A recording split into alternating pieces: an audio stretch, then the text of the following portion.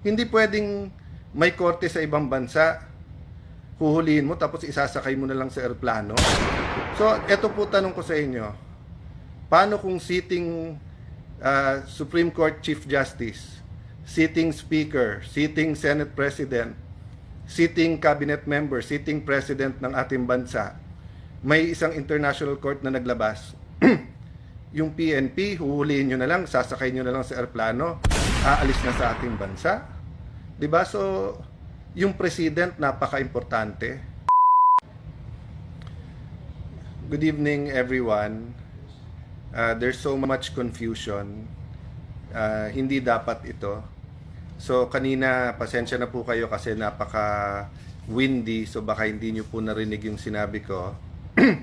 As you know, I've been talking about principles and values, trying to be constructive, trying to be supportive sa lahat. But sinabi ko nga kanina na dapat yung legal remedies are available to everyone, and yung due process is available and guaranteed to everyone. I'm trying to be deliberate kasi nga kagabi sabi ko sa inyo, huwag emosyon, mag-isip muna.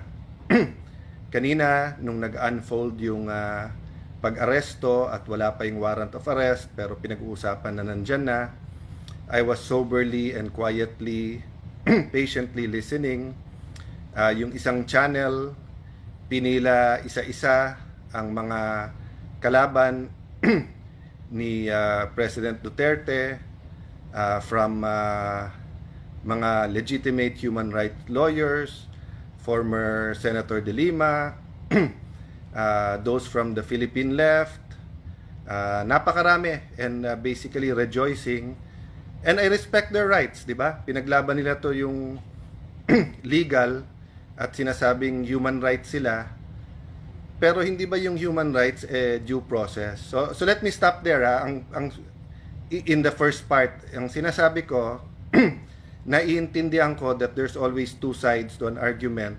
And when you go to court, kung ano man korte yon, quasi-judicial, when you go to a fiscal, when you go to an international court, precisely nga kasi hindi kayo magkasundo. So hindi ko tinatanggal sa human rights activists na meron silang pinaglalaban. Sa part 1, ito yung part 2. Yung isasakay siya sa eroplano na may petition siya sa Supreme Court at walang Philippine court na nagsasabing dapat siyang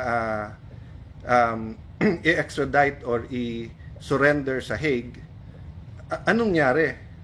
Anong nangyari sa inyong mga human rights advocates? No? Hindi ko nilalahat kayo sa Ateneo Human Rights, alam nyong mahal ko kayo. Part ako niyan. Sa Supreme Court, marami tayong pinaglaban. Pero tama ba yon? Sasakay na lang siya sa aeroplano tapos dadalhin doon. May petition siya sa Supreme Court. Walang korte, ni isang korte sa Pilipinas na verify muna yung warrant of arrest na yan. Hindi ba nangyari na sa atin dati yan na may extradition from the US at nilitigate pa dito? So, yung pong sinasabi ko kanina na pray for the country, we're in a crossroad, pray for the PNP, pray for our courts, pero may pinaka-minimum. Ang pinaka-minimum is due process and letting everyone avail of the legal remedies.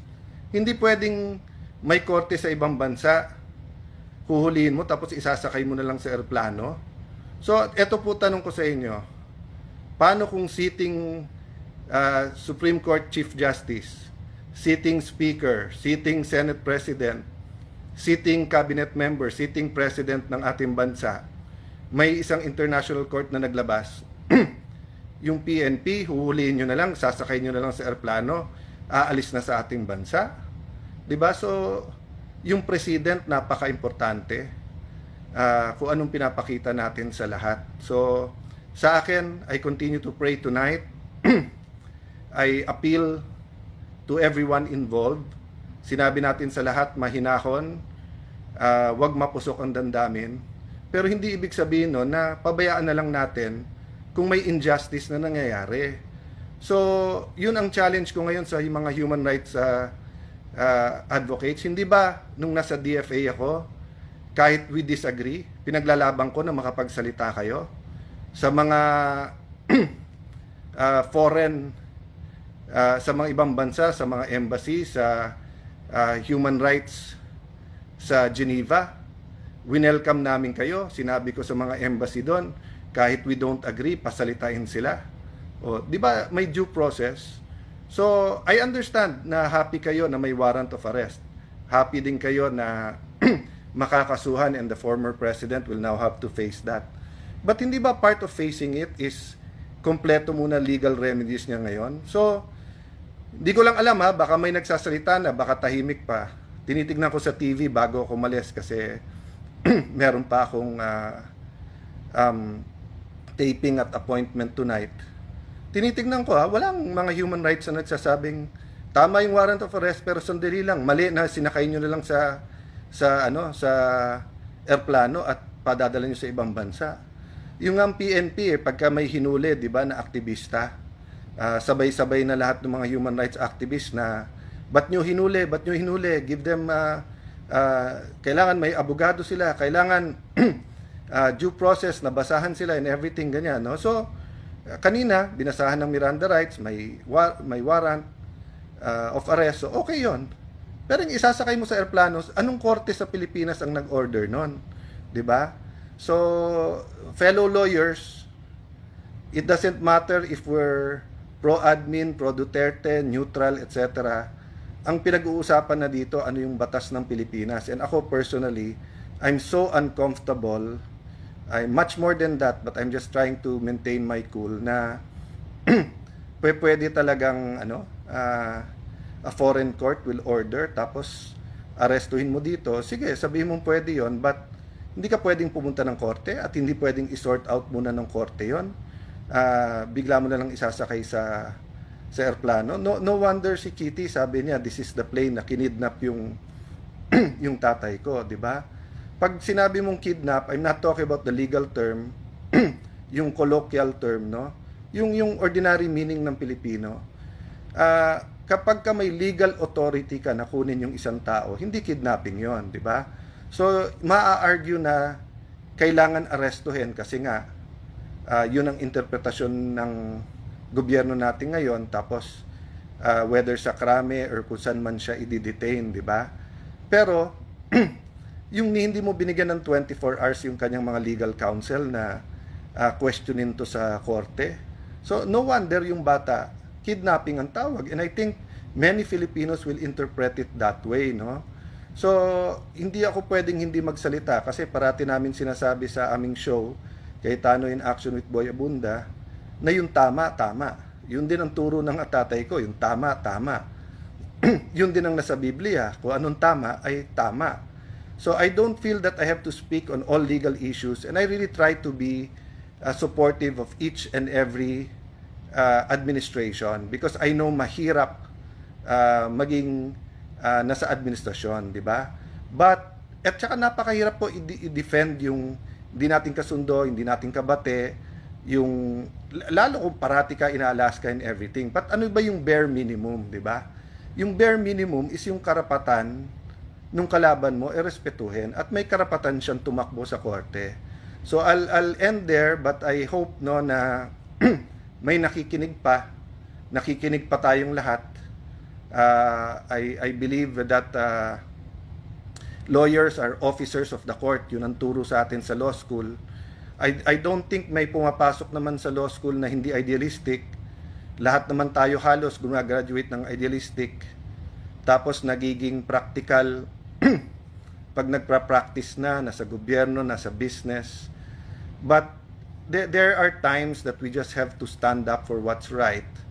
And we have to echo that para malinaw sa lahat. So, kailangan malinaw sa DOJ, sa PNP, sa militar. Kailangan malinaw po sa practicing lawyers, malinaw sa mga businessmen, malinaw sa mga anak natin, kahit 7-year-old yan, grade 1, grade 5. Na sa Pilipinas, pagka may nag-accuse sa'yo, you can go to court. pagka hindi malinaw, katulad ngayon, there's so much confusion, you have a court, you have a system that's working, that you can go to and you can run to, and you give them reasonable time. Di naman namin sinasabi na 15 days, 30 days, 2 months, hindi nag-action yung korte. Huwag nyong gawin yung tama, yung dapat tingin yung tamang gawin, di ba? Pero yung kalilipad lang galing dito, yun nga, 80 years old, kailangan ng medical attention, tumakbo na yung mga lawyers sa korte, bigla nyong isasakay sa airplano, tapos dadalhin nyo na sa Hague. I mean, alam ko serious yung charges.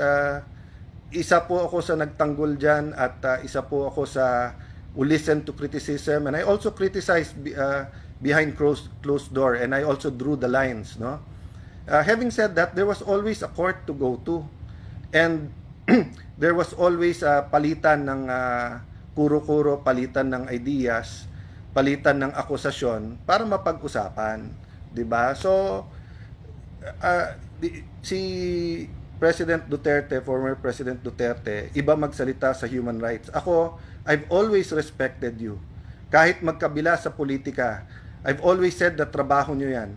Kahit yung tatay ko noon, ang daming mga controversial cases, yung ibang human rights lawyers, ite-take nila kahit na ang baho-baho, kahit ang galit na galit yung tao doon sa accused, meron abogado, I have to defend their rights. At tinuruan niya ako na respetuhin mo yung mga yan, Alan, kasi kailangan may magtanggol ng basic rights nila. So, pinakasimple lang sa akin, hindi ba basic right ng kahit sinong Pilipino, much more a former president, di ba? Hindi ba basic right niya naman na he can go to court and ask the court to interpret bago nating gawin? Paano po kung 1,000 ang gustong ipadampot ng ng ICC na yan? So, 1,000 eroplano na ba ang nakahanda para ilipad isa-isa at hindi na pwedeng pumunta sa korte? Baka sabihin nyo sa iba sa inyo na absurd naman yung sinabi mo, Kuya Alan. Hindi po, sa debate po may tinatawag na argumentum ad absurdum. You bring the argument to the absurd para nga you can assess kung yung ginagawa mo tama, 'di ba? So let me pose that question. If the ICC now orders the arrest of the whole Supreme Court, they order the arrest of the whole Congress or Senate, they order the arrest of a sitting president, will we now arrest them and put them on a plane and send them there? Sabihin nyo, absurd. Hindi So, nung 2022 halimbawa, nung bago yung administrasyon, you have 2 congresses who supported PRD. You have the Supreme Court na karamihan at that time was appointed by PRD. 'Di ba? May mga court, may mga cases na So, pwedeng sabihin ng ICC, sama-sama kayong lahat. 'Di ba? So, yun yung isa na absurd ba yon? But that can happen, di ba? O secondly, yung sinabi ko, hindi matataas na tao pero marami. Let's say they suddenly send na 200 names of PNP or former PNP, 100 from PDEA, they send you 200 names from the AFP, they send you names from the cabinet, etc. So 500 yan, 1,000. Arestuhin natin sabay-sabay yan, tapos hindi natin hihintayin sabihin ng korte, doon na lang sa Hague. Lumaki po ako na alam ko po yung saying, sa presinto ka na magpaliwanag. Pero may bago na ngayon, sa Hague ka na magpaliwanag. Mahirap po magpaliwanag sa Hague. At anong gagawin ng embassy doon after makita yung nangyari dito? Will they give assistance to PRD knowing na dito hindi natin hinintay yung korte? Paano yung mga lawyers na kailangan niya doon? Paano yung doctors na kailangan niya doon? So, it just boggles my mind, how we could put him on a plane, then just say, sa Hague na lang magpaliwanag, no?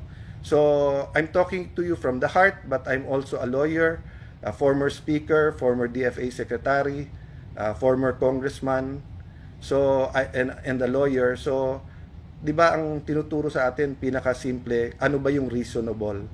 So, hindi ba reasonable na patulugin siya, na may doktor, let him get some rest, see what will happen tomorrow sa Supreme Court, see what the lawyers from both sides do in terms of seeking legal remedy, then give everyone due process, and then sort out the confusion, di ba? sort out the confusion, di ba? So guys, I'll stop there. I know many things of what I said is being felt nationwide. I know this is a very divisive issue. I'm looking at Facebook before I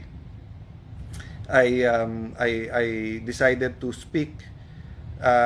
Hating-hati or mas maraming iba-iba, but yung point ko nga pagdating sa due process at legal remedies, hindi dapat tayong hati-hati, di ba? Hindi dapat tayong doon. Dapat yung pinaka-simple na let me leave you with this. Ang Diyos ay all-knowing. Alam niya na kinain ni Eva at Adan yung forbidden fruit. Pero ano sabi ni Lord? Nasaan kayo? Ba't kayo nagtatago? Tapos nung sinabi ni Adam and Eve, we're hiding, we're naked, sabi niya, why are you naked? Alam na ng Diyos kung ano nangyari, pero binigyan pa rin niya ng due process si Eva at Adan by asking them. So when the lawyers go to the court and saying, ano ba tong warrant? Ano ba tong ICC? Tama ba? Mayroon bang jurisdiction? So ngayon sa media nag-argue lahat ng abogado okay lang yon para maintindihan natin, pero pagka nilipad mo na mutin academic na, ang Hague ba susunod pag sinabi ng Supreme Court, ibalik mo yan? Ang sasabihin ng Hague, kami na may jurisdiction dyan, no? So, I don't think may conflict yung, sabi, Roy, umiyak ka lang dyan, wala ka nang magagawa kahit lumuha ka ng dugo. Hindi totoo yun, Roy. Una-una po, ang pag-iyak sa bayan, pag-iyak ng puso namin dahil nga walang due process, para sa atin lahat yun, para din sa iyo. Kung ikaw o kamag-anak mo ihulihin tapos sabihin sa iyo sa Hague ka na magpaliwanag. So, ganito din po ako kung ang hinuli ay taga-admin ngayon. Ganito din po ako kung ang hinuli ay kalaban namin sa Taguig. Siguro wala lang ganitong public attention dahil hindi natin papansinin lahat, di ba? Patunayan kung mali, simple lang po. Pumunta ka sa law school, kahit sinong teacher sasabihin sa yung mali kasi may due process dapat, di ba? Due process, there is no power in this world that is above due process. Not the United States of America, not the United Nations, not NATO, not the ICC. Sabi ko nga sa inyo, ang God above us Pero makikita mo, all throughout the Old and New Testament, may due process siya. Di ba? Nagtatanong muna at binibigyan tayo ng tsansa. Of course, tayo guilty, no? So mga kapwa, mga kapatid na abogado, regardless po kung administration tayo position, and I'm not speaking against any one person or any one group. I'm just saying mali. Ang tama ay tama at mali ay mali. So, tanong ni Leslie, may TR no ba Supreme Court? Sa pagkaalam ko, Leslie, wala pa. Pero ang pagkaalam ko, you give them reasonable time. Ang problema kasi pag nasa airplano at lumipad na, susunod ba yung piloto pag sinabing may Supreme Court, TRO, wala ka na sa jurisdiction ng Pilipinas. Pag nandun sa Hague, pag nag-utos tayo sa Interpol, ibalik nyo si Duterte dito, ibabalik ba nila? 'Di ba?